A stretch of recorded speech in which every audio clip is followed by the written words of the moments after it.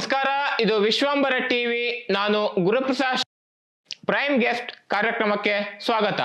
ಇವತ್ತು ನಮ್ಮ ಜೊತೆಗಿದ್ದಾರೆ ಶ್ರೀ ಪ್ರಕಾಶ್ ಹೆಗಡೆ, ಉದ್ಯಮಿಗಳು, ಶಿರಸಿಯ ಪ್ರತಿಷ್ಠಿತ Ganesh tiles and sanitary wares ಇದರ ಮಾಲೀಕರು, ಜೊತೆಗೆ ಸಾಮಾಜಿಕ ರಂಗದಲ್ಲಿಯೂ ಸಕ್ರಿಯವಾಗಿ ತೊಡಗಿಸಿಕೊಂಡಿದ್ದಾರೆ. ಕಾರ್ಯಕ್ರಮಕ್ಕೆ ಆತ್ಮೀಯ ಸ್ವಾಗತ. ನಮಸ್ಕಾರ ಸರ್. ನಮಸ್ಕಾರ. ಪ್ರಿಯ ವೀಕ್ಷಕರೇ, ಈ ವಿಡಿಯೋವನ್ನ ನೋಡೋದಕ್ಕೂ ಮೊದಲು ನಮ್ಮ ಚಾನೆಲ್ ಅನ್ನ ಇನ್ನು ಸಬ್ಸ್ಕ್ರೈಬ್ ಮಾಡ್ಕೊಂಡಿಲ್ಲ ಆದ್ರೆ ತಕ್ಷಣವೇ ಸಬ್ಸ್ಕ್ರೈಬ್ ಮಾಡ್ಕೊಳ್ಳಿ. ಹಾಗೆ ವಿಡಿಯೋ ಇಷ್ಟ ಆಗಿದ್ರೆ ಶೇರ್ ಮಾಡಿ. ಸರ್, ತಾವು ಕಳೆದ 16 ವರ್ಷಗಳಿಂದ ಶಿರಸಿಯಲ್ಲಿ ಟೈಲ್ಸು, ಗ್ರಾನೈಟ್ಸು, ಸ್ಯಾನಿಟರಿ ವೇರ್ಸ್ ಉದ್ಯಮವನ್ನು ಮಾಡ್ಕೊಂಡಿದ್ದೀರಿ. Ganesh tiles and sanitary wares ನಿಮ್ಮ ಸಂಸ್ಥೆ ಮೂಲಕ. ಈ ಒಟ್ಟಾರೆಯಾಗಿ ಟೈಲ್ಸು ಮತ್ತು ಗ್ರಾನೈಟ್ಸಲ್ಲಿ ಈಗ ಅವೆರಡರ ಮಧ್ಯೆ ನಡುವಿನ ವ್ಯತ್ಯಾಸ ಏನು, ಮತ್ತು ಜೊತೆಗೆ ಬಳಸಲಿಕ್ಕೆ ಈ ಬಳಕೆಯ ದೃಷ್ಟಿಯಿಂದ ಜನರಿಗೆ ಯಾವ್ದು ಹೆಚ್ಚು ಅನುಕೂಲ ಹೇಳಿ ನಿಮ್ಮ ಅನಿಸಿಕೆ? ಈಗ ಟೈಲ್ಸು ಮತ್ತು ಗ್ರಾನೈಟಲ್ಲಿ ವ್ಯತ್ಯಾಸ ಅಂದರೆ, ಗ್ರಾನೈಟು ನ್ಯಾಚುರಲ್ ಸ್ಟೋನನ್ನು ಕಟ್ ಮಾಡಿ ಪಾಲಿಷ್ ಮಾಡೋದು. ಓಕೆ. ಗ್ರಾನೈಟು ಅಂತಂದರೆ ಅದು ನ್ಯಾಚುರಲ್ ಕಲ್ಲುಗಳನ್ನೇ ಕಟ್ ಮಾಡಿ ಮಾಡೋದ್ರಿಂದ ನಮಗೆ ಭಾಳ ಚಲೋ ಆಗ್ತದೆ. ಹಳ್ಳಿ ಮೇಲೆ ಬಳಸಲಿಕ್ಕೆ ಎಲ್ಲ ಭಾಳ ಚಲೋ ಆಗ್ತದೆ. ಅದೇ ವಿಟ್ರಿಫೈಡು ಈಗ ಆರ್ಟಿಫಿಷಿಯಲಾಗಿ ರೆಡಿ ಮಾಡ್ತಾರೆ. ಅದನ್ನು ಸಾಧಾರಣ ಒಂದು ಪೋರ್ಸಲಿನ್ ಹೇಳೋ ಒಂದು ಕ್ಲೇದಿಂದ ಮಾಡ್ತಾರೆ ವಿಟ್ರಿಫೈಡನ್ನು. ಅದನ್ನು 1200 ಡಿಗ್ರಿ ಸೆಲ್ಸಿಯಸ್ಸಲ್ಲಿ ಬರ್ನ್ ಮಾಡಿ ಅದನ್ನು ಈಗಿತ್ಲ ಟೈಲ್ಸ್ ಮಾಡ್ತಾ ಇದ್ದಾರೆ. ಮೊದಲು ಸಿರಾಮಿಕ್ ಟೈಲ್ಸ್ ಬರ್ತಿತ್ತು, ಅದಕ್ಕಿಂತ ಮೊದಲು ಮೊಜಾಯಿಕ್ ಬರ್ತಿತ್ತು. ಈಗ ಅದು ಎಲ್ಲದಕ್ಕಿಂತ ಹಾರ್ಡ್ ಮಟೀರಿಯಲ್ಲು ವಿಟ್ರಿಫೈಡ್ ಟೈಲ್ಸ್. ಈಗ ಗ್ರಾನೈಟಲ್ಲಿ ಸಾಫ್ಟ್ ಗ್ರಾನೈಟು ಮತ್ತು ಹಾರ್ಡ್ ಗ್ರಾನೈಟು ಅಂತೇಳಿ 2 ನಮೂನೆ ವ್ಯತ್ಯಾಸ ಇರ್ತದೆ. ಸಾಫ್ಟ್ ಮಟೀರಿಯಲ್ಲು ನಮ್ಮ ದೇಹಕ್ಕೆ ಸ್ವಲ್ಪ ರಿಯಾಕ್ಷನ್ ಆಗ್ತದೆ, ಅದರಲ್ಲಿ ಹಾರ್ಡ್ ಮಟೀರಿಯಲ್ಲು ಕಡಿಮೆ ರಿಯಾಕ್ಷನ್ ಇದೆ. ಆದರೆ ವಿಟ್ರಿಫೈಡು ಇವೆರಡಕ್ಕಿಂತನೂ ಕಡಿಮೆ ರಿಯಾಕ್ಷನ್ ಇರ್ತದೆ. ಇದರಿಂದ ನಮಗೆ ಕ್ಲೀನ್ ಇಟ್ಕೊಳ್ಳಿಕ್ಕೂ ಮನೆನ ಮತ್ತು ಎಲ್ಲ ರೀತಿಯಿಂದನೂ ವಿಟ್ರಿಫೈಡ್ ಟೈಲ್ಸು ಅಂದರೆ ಟೈಲ್ಸು ಒಳ್ಳೆಯದಾಗ್ತದೆ ಅಂತ ನನ್ನ ಒಂದು ಅಭಿಮತ. ಓಕೆ. ಅನಂತ ರೆಸಿಡೆನ್ಸಿ ಶಿರಸಿಯಲ್ಲಿ ವ್ಯವಸ್ಥಿತವಾಗಿ ಮಾಡಿರುವ ಲೇಔಟ್ ಇದು. ಕೇವಲ 12 ಲಕ್ಷ ರೂಪಾಯಿಯಿಂದ 30-40 ಸೈಟ್ಗಳು ಆರಂಭ. ಶಿರಸಿಯಿಂದ 7 ಕಿಲೋಮೀಟರ್ ದೂರದಲ್ಲಿ ಅಂಡಗಿ ರಸ್ತೆಯಲ್ಲಿನ ನುರುಕಲಕಪ್ಪ ಗ್ರಾಮದಲ್ಲಿನ ಲೇಔಟ್ 30-40, 30-50 ಅಳತೆಯ ಸೈಟ್ಗಳು ಲಭ್ಯ. ಈಗಾಗಲೇ ಮನೆಗಳನ್ನು ಹೊಂದಿ ಜನವಸತಿ ಇರುವಂತಹ ಲೇಔಟ್ ಇದಾಗಿದೆ. ಎಲ್ಲಾ ರೀತಿಯಾದಂತಹ ಸೌಕರ್ಯಗಳನ್ನ ಹೊಂದಿದೆ. ಇನ್ನು ಕೆಲವು ಸೈಟ್ಗಳು ಮಾತ್ರ ರಿಯಾಯಿತಿ ದರದಲ್ಲಿ ಮಾರಾಟಕ್ಕಿದೆ. ಆಸಕ್ತರು ಈ ಕೂಡಲೇ ಸಂಪರ್ಕಿಸಿ. ಈಗ ನೀವು ಈಗಾಗಲೇ ಹೇಳಿದ್ರಿ, ಈ ಗ್ರಾನೈಟ್ ಬಳಕೆಯಿಂದ ಮನುಷ್ಯನ ಆರೋಗ್ಯದ ಮೇಲೆ ಸ್ವಲ್ಪ ರೀತಿ ಪರಿಣಾಮವನ್ನು ಬೀರುತ್ತದೆ ಅಂತ. ಕಳೆದ ಒಂದು 5ರಿಂದ 10 ವರ್ಷದ ಅಥವಾ 5 ವರ್ಷದ ಒಂದು ಅವಧಿಯಲ್ಲಿ ಗ್ರಾನೈಟ್ ಬಳಸೋರ ಸಂಖ್ಯೆ ಜಾಸ್ತಿ ಇದ್ದಿತ್ತು ಒಂದು ಹಂತಕ್ಕೆ. ಆದರೆ ಇದೇ ಒಂದು ಆರೋಗ್ಯದ ಮೇಲಿನ ದುಷ್ಪರಿಣಾಮದ ಕಾರಣಕ್ಕೆ ಈಗ ಇತ್ತೀಚೆಗೆ ಒಂದು ಗ್ರಾನೈಟ್ ಬಳಸೋರ ಸಂಖ್ಯೆ ಕಡಿಮೆ ಆಗಿದೆಯಾ, ಹೇಗೆ? ಏನಾಗಿದೆ ಅಂದರೆ, ರೇಟ್ ವೈಜು ಗ್ರಾನೈಟಲ್ಲಿ ಸ್ವಲ್ಪ ಸಾಫ್ಟ್ ಮಟೀರಿಯಲ್ಲು ಕಡಿಮೆ ಇರ್ತದೆ. ಅದನ್ನು ಗ್ರಾನೈಟ್ ಹಾಕಿದಾಗ ಆ ಕಡಿಮೆ ರೇಟರು ಅಡ್ಡಿಲ್ಲ ಹಾಕಿದಾಗ ಅದರಿಂದ ನಮ್ಮ ದೇಹದ ಮೇಲೆ ರಿಯಾಕ್ಷನ್ ಆಗ್ತದೆ. ರಿಯಾಕ್ಷನ್ ಅಂದರೆ ಈ ಅಸಿಡಿಕ್ ರಿಯಾಕ್ಷನ್ ಆಗ್ತದೆ ಅದು. ಈಗ ಮೊದಲು ನಮ್ಮಲ್ಲಿ ಹೆಚ್ಚಿಗೆ ಮಾರ್ಬಲ್ ಬಳಸ್ತಿದ್ರು, ಈಗ ಮಾರ್ಬಲ್ ಪೂರ್ತಿ ಬಿಟ್ಟಿದ್ದಾರೆ. ಸಾಧಾರಣ 1% ಇಲ್ಲ.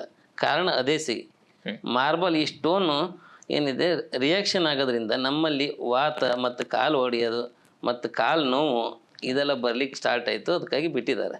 ಹಾರ್ಡ್ ಗ್ರಾನೈಟ್ ಆ ಥರ ಪ್ರಾಬ್ಲಮ್ ಬರೋದಿಲ್ಲ. ಸ್ವಲ್ಪ ರೇಟಲ್ಲಿ ಸ್ವಲ್ಪ ಎಕ್ಸ್ಪೆನ್ಸಿವ್ ಇರುತ್ತೆ ಹಾರ್ಡ್ ಗ್ರಾನೈಟ್. ಬಟ್ ಆರೋಗ್ಯ ದೃಷ್ಟಿಯಿಂದ ಅದೇನು ಪರಿಣಾಮ ಬೀರಲ್ಲ. ಅದಕ್ಕಿಂತ ವಿಟ್ರಿಫೈಡೇ ಬೆಟರು ಒಂದು ಲೆಕ್ಕಕ್ಕೆ, ಆರೋಗ್ಯ ಲೆಕ್ಕಕ್ಕೆ. ಮತ್ತು ಈ ಕಾಲು ನೋವು ಬರ್ತದೆ ಟೈಲ್ಸ್ ಹಾಕಿದಾಗ ಅಂತಂದರೆ ಅದೇನಾಗ್ತಂದರೆ, ಶೈನಿಂಗ್ ಇದ್ದಾಗ ಆಟೋಮೆಟಿಕ್ಲಿ ನಾವು ನಡಿಬೇಕಾದ್ರೆ ನಾವು ಕಾಲನ್ನು ಸ್ವಲ್ಪ ಬಿಗಿ ಹಿಡಿದು ಜಾರ್ತದೇನ ಹೇಳೋ ಒಂದು ಫೀಲಿಂಗ್ಸಿಂದ ನಡೀತೇವೆ. ಗ್ರಿಪ್ ಅನ್ನು ಸ್ವಲ್ಪ ಹೌದು. ಆವಾಗ ನಮ್ಮ ಕಾಲಿನ ನರಗಳು ಸ್ವಲ್ಪ ಬಿಗಿ ಹಿಡಿಯೋದ್ರಿಂದ ಅದು ಸೆಳೆತ ಬಂದು ಸಾಯಂಕಾಲ ಕೂಡ ಸ್ವಲ್ಪ ನೋವು ಸ್ಟಾರ್ಟ್ ಆಗ್ತದೆ ಕಾಲಕ್ರಮೇಣ. ಹೌದು. ಅದರಿಂದ ಅಂದರೆ ಟೈಲ್ಸಿಂದ ಆಗಿದ್ದಲ್ಲ, ನಾವು ಓಡಾಡ್ಬೇಕಾದ್ರೆ ನಮ್ಮ ಒಂದು ಮನಸ್ಸಲ್ಲಿ ಆ ಥರ ವಿಚಾರ ಬರೋದ್ರಿಂದ ಜಾರ್ತದೆ ಬರೋದ್ರಿಂದ ಆ ಥರ ಆಗ್ತದೆ ಅಷ್ಟೇ. ಓಕೆ. ಅಂದರೆ ಆ ಕಾಲಿನ ಮೇಲೆ ಈಗ ಯಾವುದೇ ಆದರೂ ಇವತ್ತಿನ ಒಂದು ಜೀವನ ಶೈಲಿಗೆ ಕ್ಲೀನ್ ಇಟ್ಕೊಳ್ಳಿಕ್ಕೆ ಪ್ರತಿಯೊಂದು ಮನೆಗೂ ಟೈಲ್ಸಿನ ಅವಶ್ಯಕತೆ ಇದೆ ಕ್ಲೀನ್ ಇಟ್ಕೊಳ್ಳಿಕ್ಕೆ. ಅದಕ್ಕಾಗಿ ಅನಿವಾರ್ಯ ವಿಟ್ರಿಫೈಡಿಗೆ ಹೋಗೋದು ಬೆಟರು. ಓಕೆ. ತಾವು ಕಳೆದ ಒಂದು 16 ವರ್ಷಗಳಿಂದ Ganesh tiles and sanitary wares ಹೇಳಿ ಒಂದು ಒಳ್ಳೆಯ ರೀತಿಯಲ್ಲಿ ಜನರಿಗೆ ಸೇವೆಯನ್ನು ನೀಡ್ತಾ ಇದ್ದೀರಿ. ಒಟ್ಟಾರೆಯಾಗಿ ನಿಮ್ಮ ಈ ಬಿಸ್ನೆಸ್ ಕುರಿತಂತೆ ನಿಮ್ಮ ಅಭಿಪ್ರಾಯ ಏನು? ಜೊತೆಗೆ ಪ್ರಮುಖವಾಗಿ ಈ ಒಂದು ನಿಮ್ಮ ಒಂದು ವ್ಯವಸ್ಥೆಯಲ್ಲಿ ಯಾವ ರೀತಿ ಹೆಚ್ಚು ಸವಾಲುಗಳನ್ನು ಕಾಣ್ತೀರಿ? ಏನಾಗುತ್ತೆ ಅಂದರೆ, ಈಗ ನಾವು ಫಸ್ಟು ಆ್ಯಕ್ಚುಲಿ ಗ್ರಾನೈಟ್ ಫ್ಯಾಕ್ಟ್ರಿಲಿ ಇದ್ದವರು. ಅಲ್ಲಿಂದ ಅದ್ರ ಬಗ್ಗೆ ಒಂದು ತಿಳುವಳಿಕೆ ಬಂದ ಮೇಲೆ ಇಲ್ಲಿ ಶಿರ್ಸಿಯಿಂದ ಟೈಲ್ಸ್ ತರ್ಲಿಕ್ಕೆ ಹುಬ್ಳಿ ಹೋಗ್ಬೇಕಿತ್ತು, ಇಲ್ಲಿ ಬೆಂಗಳೂರಿಗೆ ಹೋಗ್ಬೇಕಿತ್ತು. ಆ ಟೈಮಲ್ಲಿ ಇಲ್ಲೊಂದು ಶಾಪನ್ನು ಸ್ಟಾರ್ಟ್ ಮಾಡಿ ನಾವು ಸ್ಟಾರ್ಟ್ ಮಾಡಿದ್ವಿ. ಮೊದಲು ಎಲ್ಲರೂ ಈ ಕಡಪ ಬರುತ್ತೆ ಆಂಧ್ರದ ಮಟೀರಿಯಲ್, ಆ ಕಡಪ ಹಾಕೋದು ಇಲ್ಲಿ ಜನರಿಗೆ ಹೆಚ್ಚಿಗೆ ಇದಿತ್ತು ಅನುಭವ ಅಂತಂದ್ರೆ ಕಡಪ ಹಾಕೋದು, ಟೈಲ್ಸ್ ಹಾಕೋದ್ರೆ ಕಡಪ ಹಾಕೋದು ಹಿಂಗಿತ್ತು. ಕಡೆ ಕೆಲವೊಬ್ರು ಸ್ವಲ್ಪ ಎಕ್ಸ್ಪೆನ್ಸ್ ಮಾಡೋವಂಥವ್ರು ಮನೆಗೆ ಅಂದರೆ ಟೈಲ್ಸ್ ಹಾಕೋಬೇಕು ಅಂದರೆ ಮಾರ್ಬಲಿಗೆ ಹೋಗ್ತಿದ್ರು. ಆ ಟೈಮಲ್ಲಿ ಈ ನವೀನ್ದವ್ರು ಸಿರಾಮಿಕ್ ಕೇಳೋದೊಂದು ಸಿರಾಮಿಕ್ ಟೈಲ್ಸ್ ಇತ್ತು. ಅದು ಬಿಟ್ಟರೆ ಮತ್ತು ಇಲ್ಲಿ ಹತ್ತಿರ ಎಲ್ಲೂ ಫ್ಯಾಕ್ಟ್ರಿಗಳು ಇರಲಿಲ್ಲ, ಎಲ್ಲ ಇರಲಿಲ್ಲ. ಆ ಟೈಮಲ್ಲಿ ನಾವೊಂದು ಗುಜರಾತಿಂದ ಟೈಲ್ಸ್ ಅಂತ ತರಿಸ್ತಿದ್ವಿ. ಫಸ್ಟ್ ಟೈಮ್ ಇಲ್ಲಿ Sirsi Ganesh tiles and sanitary wear ಮಾಡಿದಾಗ ಗುಜರಾತಿಂದ ಟೈಲ್ಸ್ ತರಿಸ್ತಿದ್ವಿ. ಅವಾಗ ಸ್ವಲ್ಪ ಅಂತ ಇಲ್ಲಿ ಜನಕ್ಕೆ ನೋಡಿದರು, ಅದನ್ನ ಉಪಯೋಗಿಸಿ ನೋಡಿದರು, ಅನುಕೂಲ ಆಗುತ್ತೆ ಬೇರೆದಕ್ಕಿಂತ ಅಂತೇಳಿ ಕ್ರಮೇಣ ಜಾಸ್ತಿ ಕಸ್ಟಮರು ನಮ್ಗೆ ಆಗ್ತಾ ಬಂದರು.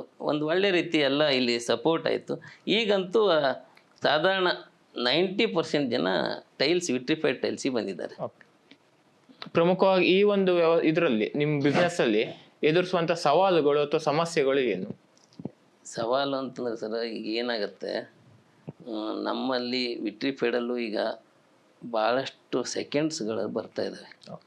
ಅದನ್ನು ತಂದು ಕಡಿಮೆ ರೇಟಿಗೆ ಸೇಲ್ ಮಾಡಿ, ಅಂದರೆ ಒಂದು ಸಲ ಮನೆಗೆ ಹಾಕೋದು, ಪದೇ ಹಾಕೋದಲ್ಲ. ಒಳ್ಳೆ ರೀತಿಯ ಈಗ ನಾವೇನಾಗುತ್ತೆ, ಸ್ವಲ್ಪ ಇಲ್ಲೇ ಲೋಕಲ್ ಜನರು ಆಗಿರೋದಕ್ಕಾಗಿ ಜನರು ನಾಳೆ ನಮಗೆ ಇಲ್ಲ ನಿಮ್ಮ ಟೈಲ್ಸ್ ಸರಿ ಇಲ್ಲ ಅಂತ ಹೇಳ್ತಾರೆ, ನಾವು ಒಳ್ಳೆ ರೀತಿ ಟೈಲ್ಸನ್ನು ತಂದು ಮಾರ್ತೇವೆ. ಆದರೆ ಸೆಕೆಂಡ್ಸ್ ಟೈಲ್ಸ್ಗಳು ರೇಟಲ್ಲಿ ಕಡಿಮೆ ಇರ್ತದೆ, ಅದು ಬಾಳಿಕೆನೂ ಅಷ್ಟೇ ಇರ್ತದೆ. ಆ ಥರ ಒಂದು ಕಾಂಪಿಟೇಷನ್ ಆಗುತ್ತೆ ನಮಗೆ ಒಂದು ರೀತಿಲಿ. ಆಮೇಲೆ ಮೊದಲು ಟೈಲ್ಸ್ ಫಿಕ್ಸಿಂಗಿಗೆ ಜನರಿಗೆ ಮಾಹಿತಿ ಇರಲಿಲ್ಲ, ಅಂದರೆ ಟೈಲ್ಸ್ ಫಿಟ್ಟಿಂಗ್ ಕೆಲಸಗಾರರಿಗೆ. ಈಗೆಲ್ಲ ರೂಢಿ ಆಗಿದೆ. ಫಸ್ಟು ಒಂದು 5-6 ವರ್ಷ ಅದನ್ನು ಫಿಕ್ಸ್ ಮಾಡ್ಬೇಕಾದ್ರೆ ಏರು ತಗ್ಗು ಮಾಡ್ತಿದ್ರು. ಅವಾಗ ಜನರು ಬಂದು ನಿಮ್ಮ ಟೈಲ್ಸ್ ಸರಿ ಇಲ್ಲ ಅವ್ರು ಹೇಳೋದು, ಹೀಗೆಲ್ಲ ಸಮಸ್ಯೆ ಆಗ್ತಿತ್ತು. ಈಗೆಲ್ಲ ಒಳ್ಳೆ ರೀತಿ ಫಿಕ್ಸ್ ಮಾಡ್ಲಿಕ್ಕೆ ಕಲ್ತಿದ್ದಾರೆ ಎಲ್ಲ ಹುಡುಗರು. ಈಗ ಒಂದು ಸ್ಕಿಲ್ಡ್ ಲೇಬರ್ಸ್ ಇದ್ದಾರೆ, ಚೆನ್ನಾಗಿ. ಈಗ ತೊಂದರೆ ಇಲ್ಲ, ಆ ಪ್ರಾಬ್ಲಮ್ ಇಲ್ಲ. ನೀವು ಒಂದು ವಿಷಯ ಹೇಳಿದ್ರಿ, ಟೈಲ್ಸ್ ಅಲ್ಲಿ ಸೆಕೆಂಡ್ಸ್ ಬರುತ್ತೆ ಅಂತ. ಈಗ ಸಾಮಾನ್ಯವಾಗಿ ಜನರಿಗೆ ಈಗ ಸೆಕೆಂಡ್ ಕ್ವಾಲಿಟಿ ಟೈಲ್ಸ್ ಯಾವುದು, ಫಸ್ಟ್ ಕ್ವಾಲಿಟಿ ಟೈಲ್ಸ್ ಯಾವ್ದು ಗೊತ್ತಾಗೋದು ಹೇಗೆ ಜನಸಾಮಾನ್ಯರಿಗೆ? ಈಗ ಟೈಲ್ಸ್ ಅಲ್ಲಿ ಏನಾಗುತ್ತೆ, ಅಲ್ಲಿಂದನೇ ಅವರು ಸೆಕ್ರಿಗೇಟ್ ಮಾಡಿ ಕೊಡ್ತಾರೆ ನಮಗೆ ಕಂಪ್ನಿಯಲ್ಲೇ, ಫಸ್ಟು ಸೆಕೆಂಡು ಅಂತೇಳಿ.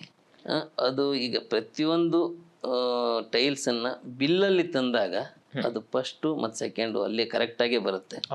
ಈ ಕೆಲವರು ವಿದೌಟ್ ಬಿಲ್ಲಲ್ಲಿ ತಂದು ಅದನ್ನೆಲ್ಲ ಸೆಕೆಂಡ್ಸನ್ನು ಫಸ್ಟ್ ಅಂತೇಳಿ ಮಾರಿಬಿಡ್ತಾರೆ. ಇಲ್ಲಿ ಈ ಸಮಸ್ಯೆ ಆಗತ್ತೆ.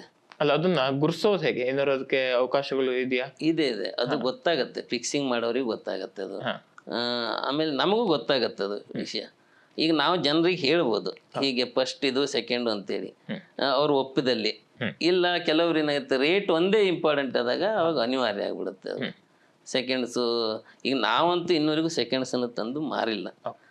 ಈಗ ಸಿಗ್ತದೆ, ಬೇಕಾದ್ರೆ ಸಿಗ್ತದೆ, ಅದನ್ನೇ ಆರ್ಡರ್ ಕೊಟ್ಟು ತರಿಸ್ಬೋದು. ಅದೇ ಈಗ ರೇಟಲ್ಲಿ ಎಲ್ಲೋ ಒಂದ್ ಕಡೆ ಭಾಳ ಕಡಿಮೆ ಇದೆ ಹೇಳಾದಾಗ ಗ್ರಾಹಕರು ಅದ್ರ ಕ್ವಾಲಿಟಿ ಬಗ್ಗೆ ಒಂದ್ಸಲ ನೋಡ್ಕೊಳ್ಳೋದು ಒಳ್ಳೇದು ನಿಮ್ಮ ಅನಿಸಿಕೆ. ಅಲ್ಲಿ ಏನಾಗತ್ತಿದಾರೆ, ಈಗ ಫಸ್ಟ್ ಕಡಪ ಹಾಕ್ತಿದ್ರು, ಅಲ್ಲಿಂದ ಈ ಕಡಪದ ಬದಲಿ ಟೈಲ್ಸಿಗೆ ಹೋಗ್ಬೇಕು. ಅವಾಗ ಸ್ವಲ್ಪ ರೇಟಲ್ಲಿ ನೋಡ್ತಾರೆ. ಅವಾಗ ಈ ಕಡಪ ಡಬಲ್ ಟೈಲ್ಸ್ ಆಗ್ಬಿಟ್ರೆ ಅವ್ರಿಗೆ ಹೆವಿ ಆಗುತ್ತೆ. ಅವಾಗ ಸೆಕೆಂಡ್ಸು ಹಾಕ್ರತ್ತಂತೇಳಿ ವಿಚಾರ ಮಾಡ್ತಾರೆ. ಆದರೆ ಒಳ್ಳೆ ರೀತಿ ಟೈಲ್ಸ್ ಹಾಕಿದರೆ ಅದು ಒಂದನೇದಾಗಿ ರಿಯಾಕ್ಷನ್ನು ಕಡಿಮೆ ಇರುತ್ತೆ, ಜೊತೆಗೆ ಬಾಳಿಕೆನೂ ಜಾಸ್ತಿ ಇರುತ್ತೆ. ಮತ್ತು ನಮಗೆ ಅದು ಏನಾಗುತ್ತೆ, ಯೂಸರ್ಸ್ ಅಂದರೆ ಅನುಕೂಲ ಆಗುತ್ತೆ. ಈಗ ಒಳ್ಳೆ ಈಗ ನಾವು ಸೋಮನಿ ಮತ್ತು ಹಿಂಡ್ವೇರ್ ಅಂತ ಬ್ರ್ಯಾಂಡೆಡ್ ಮಾಡ್ತಾ ಇದ್ದೇವೆ. ಅವೆಲ್ಲ ಟೈಲ್ಸ್ಗಳು ಬ್ರ್ಯಾಂಡೆಡ್ ಈ ಸಾಧಾರಣ ಒಂದು 60-70 ವರ್ಷದಿಂದ ಅವು ಮಾರ್ಕೆಟಲ್ಲಿದೆ. ಹಾಗಿದ್ದಾಗ ಅವ್ರು ಕ್ವಾಲಿಟಿ ಮೇಂಟೈನ್ ಮಾಡಿರ್ತಾರೆ. ಅದರಿಂದ ಎಲ್ಲ ಜನರಿಗೂ ಅಂದರೆ ಮೇಂಟೆನೆನ್ಸಿಗೆ ಭಾಳ ಈಸಿ ಆಗುತ್ತೆ. ಅಂದರೆ ಏನು ಅದಕ್ಕೆ ಹಣ ಕೊಟ್ಟಿರ್ತಾರೋ ಅದಕ್ಕೊಂದು ವರ್ತ್ ಇರುತ್ತೆ. ಈ ಕೆಲವೊಂದು ಟೈಲ್ಸ್ ಒಳಗೆ ನಿಮಗೆ ಆ್ಯಂಟಿ ಬ್ಯಾಕ್ಟೀರಿಯಾ ಟೈಲ್ಸ್ ಎತ್ತ ಬಂದಿದ್ದಾರೆ. ಈಗ ಯಾವುದೇ ರೀತಿ ಅವರು ಈಗ ಅಲ್ಲಿ ಕೆಮಿಕಲ್ಸ್ ಯೂಸ್ ಮಾಡಬೇಕಿಲ್ಲ ಅಂತೇನಿಲ್ಲ, ಟೈಲ್ಸ್ ಒಳಗೆ ಆ ಥರ ಇದೆ. ಅದರಿಂದ ಭಾಳ ಅನುಕೂಲ ಆಗುತ್ತೆ ಅದು.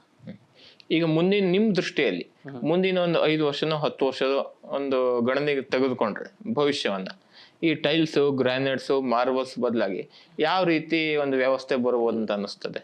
ಈಗ ಟೈಲ್ಸ್ ಒಳಗೆ ಈಗ ಭಾಳಷ್ಟು ವೆರೈಟೀಸ್ ಬರ್ತಾ ಇದೆ ಟೈಲ್ಸ್ ಒಳಗೆ. ಈಗೆಲ್ಲ ಏನಾಗಿದೆ, ಪೀಸು 8-4 ಈ ಥರ ದೊಡ್ಡ ಪೀಸ್ಗಳು ಬಂದಿದ್ದಾವೆ. ದೊಡ್ಡ ಅದನ್ನು ಏನಾಗುತ್ತೆ, ಹ್ಯಾಂಡ್ಲಿಂಗ್ ಮಾಡೋದು ಕಷ್ಟ ಆಗುತ್ತೆ. ಈಗ ಮುಂದೇನಿದೆ ಚೈನಾ ಆ ಕಡೆ ಎಲ್ಲ ಏನಿದೆ ಪಾಲಿಮರ್ ಬೇಸ್ ಫ್ಲೋರಿಂಗ್ಸ್ ಬಂದಿದ್ದಾವೆ. ಓಕೆ. ಈಗ ಅದು ಏನಂತಂದರೆ ಪೀಸ್ ಅಲ್ಲ, ಈ ಥರ ನಾವು ಸಿಮೆಂಟ್ ಸ್ಲರಿ ಟೈಪೇ ನೆಲಕ್ಕೆ ಗಿಲಾಯಿ ಮಾಡಿ ಅದನ್ನು ಪಾಲಿಷ್ ಮಾಡಿದರೆ ಆಯಿತು. ಅದು ಆ ಥರ ಸಿಸ್ಟಮ್ ನಮ್ಮ ಇಂಡಿಯಾದಲ್ಲಿ ಇನ್ನೂ ಅಷ್ಟೇನು ಬಂದಿಲ್ಲ. ಅದು ಚೈನಾ ಆ ಕಡೆ ಎಲ್ಲ ಬಂದಿದೆ. ಆ್ಯಕ್ಚುಲಿ ಫಸ್ಟು ವಿಟ್ರಿಫೈಡ್ ಇದು ಮಾಡಿದ್ದೆ ಚೈನಾ. ಅಲ್ಲೇ ಈ ಥರ ಒಂದು ಎಕ್ಸ್ಪೆರಿಮೆಂಟ್ ಆಗ್ತಾ ಇರುತ್ತೆ. ಆ ದೃಷ್ಟಿಯಲ್ಲಿ ಈಗ ಇನ್ನು ಸಿಮೆಂಟ್ ಮುಂದೆ ಅದು ಬರ್ಬೋದು ಅಂತ ಇಲ್ಲಿ. ಅದು ಬರ್ಬೋದು ಅಥವಾ ಅದಕ್ಕೂ ಹೆಚ್ಚು ಸಂಬಂಧಪಟ್ಟಂಗೆ ಯಾವ್ದು? ಹೌದೌದು. ಓಕೆ. ಇದಿಷ್ಟು ನಿಮ್ಮ ಪ್ರೊಫೆಷನ್ಗೆ ಸಂಬಂಧಪಟ್ಟಿದ್ದಾಯ್ತು. ಈಗ ಒಂದು ಪ್ರಶ್ನೆ ನಾ ಕೇಳಲಿಕ್ಕೆ ಇಷ್ಟಪಡೋದಂದ್ರೆ, ಒಟ್ಟಾರೆಯಾಗಿ ಇವತ್ತಿನ ಟ್ರೆಂಡ್ ಅಂದ್ರೆ ಉತ್ತರ ಕನ್ನಡ ಜಿಲ್ಲೆಯಲ್ಲಿ ಪ್ರಧಾನವಾಗಿ ಕೇಳಿ ಬರ್ತಾ ಇರೋದು ಶಿರಸಿ ಭಾಗದಲ್ಲಿ ಕದಂಬ ಕನ್ನಡ ಜಿಲ್ಲೆ ಹೋರಾಟ ಈಗ ನಡೀತಾ ಇದೆ. ಈಗ ನಾಳೆ ಮೆರವಣಿಗೆ ನಡಿಲಿಕ್ಕಿದೆ. ಒಟ್ಟಾರೆಯಾಗಿ ಕದಂಬ ಕನ್ನಡ ಜಿಲ್ಲೆ ಬಗ್ಗೆ, ರಚನೆ ಬಗ್ಗೆ, ಹೋರಾಟದ ಬಗ್ಗೆ ನಿಮ್ಮ ಅಭಿಪ್ರಾಯ ಏನು? ಸರ್, ಅದು ಆದರೆ ಭಾಳ ಚಲೋದೆ. ಯಾಕೆಂದ್ರೆ ಈಗ ಪ್ರತಿಯೊಬ್ಬ ಜನರು ಕಾರವಾರಕ್ಕೆ ಹೋಗಿ ಯಾವುದೇ ಜಿಲ್ಲಾ ಕೆಲಸಗಳಿದ್ರೆ ಮಾಡ್ಕೊಂಬರೋದಂದ್ರೆ ಒಂದು ದಿವ್ಸಕ್ಕೆ ಮುಗಿಯೋ ಕೆಲಸ ಅಲ್ಲ. ನಾವು ಹೋಗೋ ತನಕನೇ ಮಧ್ಯಾಹ್ನ ಆಗ್ತದೆ, ಅಲ್ಲಿ ಕೆಲಸ ಆಗಲ್ಲ, ಮತ್ತೆ ಬರೋದು. ಹೀಗಾಗಿ ಅದಕ್ಕಿಂತ ಈ ಘಟ್ಟದ ಮೇಲ್ಗಡೆ ಶಿರ್ಸಿ ದೊಡ್ಡ ಏರಿಯಾ. ಅದರಿಂದ ಸಿದ್ದಾಪುರ, ಯಲ್ಲಾಪುರ, ಬನವಾಸಿ, ಮುಂಡಗೋಡು ಎಲ್ಲ ಜನರಿಗೂ ಅನುಕೂಲ ಆಗ್ತದೆ. ಆದರೆ ಇದು ಆಗಬೇಕು ಅನ್ನೋ ನನ್ನ ಅನಿಸಿಕೆ. ಇನ್ನು ಒಟ್ಟಾರೆಯಾಗಿ ನಮ್ಮ ವೀಕ್ಷಕರಿಗೆ ಮತ್ತು ಜನರಿಗೆ ನೀವು ಏನು ಹೇಳಲಿಕ್ಕೆ ಇಷ್ಟಪಡ್ತೀರಿ? ಶಿರ್ಸಿ ರೈತಾಭಿ ಪ್ರದೇಶನೇ, ಆದ್ದರಿಂದ ಎಲ್ಲರೂ ಜಲ ಮೂಲಗಳನ್ನು ಸಂರಕ್ಷಣೆ ಮಾಡಿರಿ ಅಂತೇಳಿ ನಾನು ಬೇಡ್ಕೊಳ್ತೇನೆ ಜನರ ಹತ್ರ. ಯಾಕೆಂದರೆ ಈಗ ಎಲ್ಲರೂ ನೀರಿನ ಅವಶ್ಯಕತೆ ಎಲ್ಲರಿಗೂ ಭಾಳಷ್ಟಿದೆ. ಆದರೆ ಆ ನೀರನ್ನು ನಾವು ಸಂರಕ್ಷಣೆ ಮಾಡಿದ್ರೆ ಮುಂದಿನ ತಲೆಮಾರಿಗೆ ನಾವು ಏನೂ ಇಡ್ಲಿಕ್ಕೆ ಆಗಲ್ಲ. ಇಲ್ಲಿ ಯಾಕೆಂದರೆ ಇದು ಒಂಥರ ನೀರು ಇಲ್ಲದೆ ಪ್ರದೇಶ ಆಗ್ಬಿಟ್ರೆ ಕಷ್ಟ. ನಾವು ಇಂಥ ಒಂದು ಶಿರ್ಸಿ ಅಂತಂದರೆ ಈಗ ಒಂದು ಪಶ್ಚಿಮ ಘಟ್ಟ ಹಾಗೆ ಅಂತೇಳಿ ಎಲ್ಲ ಇದರಲ್ಲಿ ಈಗ ಎಲ್ಲರೂ ಏನು ತಿಳ್ಕೊಂಡಿದ್ದಾರೆ, ಶಿರ್ಸಿಯಲ್ಲಿ ನೀರಿಗೆ ತೊಂದರೆ ಇಲ್ಲ. ಆದರೆ ಈಗ ನೋಡ್ರಿ ಬೇಸಿಗೆ ಬಂದ್ಕೊಳ್ಳಿ ಇಲ್ಲೂ ಸಹಿತ ನೀರಿಗೆ ಹಾಹಾಕಾರ. ಆ ಸಮಸ್ಯೆ ನಾವೇ ತಂದ್ಕೊಂಡಿದ್ದು ಅಂತ ಅನ್ಸುತ್ತೆ ನನಗೆ. ಆದ್ದರಿಂದ ಎಲ್ಲ ಜಲಮೂಲಗಳನ್ನು ನಮ್ಗೆ ಎಷ್ಟು ಸಾಧ್ಯತೆ ಇದೆ ಅದಷ್ಟು ನಾವು ಸಂರಕ್ಷಣೆ ಮಾಡ್ಕೊಳ್ಳೋದು ಒಳ್ಳೆಯದು ಅಂತ ನನ್ನ ಅನಿಸಿಕೆ. ಇವತ್ತಿನ ಪ್ರೈಮ್ ಗೆಸ್ಟ್ ಕಾರ್ಯಕ್ರಮದಲ್ಲಿ ನಮ್ಮ ಜೊತೆ ಉಪಸ್ಥಿತರಿದ್ದು ಅಭಿಪ್ರಾಯ ಅನಿಸಿಕೆ ಹಂಚಿಕೊಂಡಿರುವ ಶ್ರೀ ಪ್ರಕಾಶ್ ಹೆಗಡೆ ಇವರಿಗೆ ವಿಶ್ವಂಬರ ಟಿವಿ ವತಿಯಿಂದ ಹೃತ್ಪೂರ್ವಕ ಕೃತಜ್ಞತೆಯನ್ನು ಅರ್ಪಣೆ ಮಾಡ್ತಾ ಇದ್ದೀವಿ. ವಿಶ್ವಂಬರ ಟಿವಿ ಕುರಿತಾಗಿ ಒಂದೆರಡು ಅನಿಸಿಕೆಯನ್ನು ಹಂಚ್ಕೋಬೇಕು ಅಂತ ಕೇಳ್ಕೊತೀನಿ. ನಮಸ್ಕಾರ. ವಿಶ್ವಂಬರ ಟಿವಿಯವರು ಈಗ ಒಳ್ಳೆಯ ರೀತಿಯ ಕೆಲಸ ಮಾಡ್ತಾರೆ. ಜನರ ಮಧ್ಯದಲ್ಲೇ ಇದ್ದು ಜನರಿಗೆ ಯಾವ ರೀತಿ ಒಂದು ನ್ಯಾಯವನ್ನು ಒದಗಿಸಿಕೊಡ್ಬೋದು ಅಂಥೇಳಿ ಭಾಳ ಒಳ್ಳೆಯ ರೀತಿಯಲ್ಲಿ ಮಾಡ್ತಾಯಿದ್ದಾರೆ. ಅದಕ್ಕೆ ನಾನು ಅವರಿಗೆ ತುಂಬ ಆಭಾರಿಯಾಗಿದ್ದೇನೆ. ಓಕೆ, ಧನ್ಯವಾದ. ಧನ್ಯವಾದ.